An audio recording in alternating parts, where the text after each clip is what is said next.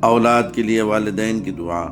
اے میرے رب، ہماری اولاد کو اپنی خاص رحمتوں اور برکتوں سے نواز، ان کے دلوں کو نور ایمان سے بھر دے، ان کی زبان کو ذکر و شکر کا عادی بنا دے۔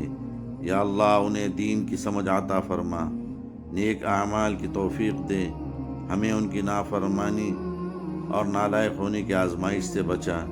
اے پروردگار، ہمارے اولاد کو دنیا و آخرت میں کامیابی عطا کر، ان کے رزق میں برکت دے، ان کے قدموں کو سیدھے راستے پر جما دے۔